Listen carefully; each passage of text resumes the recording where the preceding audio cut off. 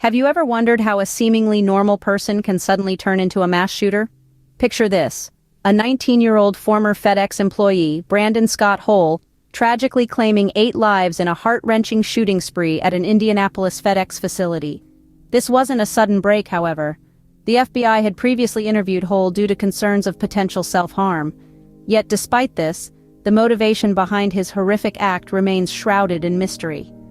A 19-year-old with a troubled past, a deadly incident, and a mystery motive. What led Brandon Scott Hole down this path? There's more to this story than meets the eye. Brandon Scott Hole, a 19-year-old Indianapolis resident, was no stranger to the FedEx facility where the tragedy unfolded. He had been a part of their team from August to October of 2020, but was dismissed due to his failure to return to work. Following the horrific event, authorities conducted a thorough investigation of his residence, seizing valuable evidence including electronics. A deep dive into the remnants of Hole's digital footprint painted an intriguing picture. His Facebook account, though deleted, revealed an unusual affiliation.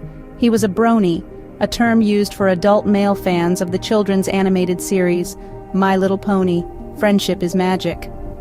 His attachment to a character named Applejack was so profound that he expressed a desire to join her in the afterlife in his final Facebook post. He wrote, "I hope that I can be with Applejack in the afterlife. My life has no meaning without her. If there's no afterlife and she isn't real, then my life never mattered anyway." This chilling revelation led the Federal Bureau of Investigation to a grim conclusion. They determined that the mass shooting was an act of suicidal murder, a desperate attempt by Hole to assert his masculinity and fulfill a dark desire to experience killing people.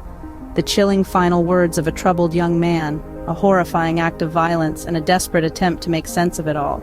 So, what happens now in the wake of such a horrifying incident? Following the tragic events, grief and shock swept across the nation. President Joe Biden and House Speaker Nancy Pelosi expressed their sorrow, emphasizing the immediate need for action on gun violence prevention. The urgency of this issue is palpable, as the echoes of their words reverberate through the halls of power and into the hearts of the American people. In a solemn tribute to the victims, Governor Eric Holcomb ordered flags to be flown at half-staff. As we grapple with this chilling event, it's clear that the conversation around gun violence prevention is more critical now than ever.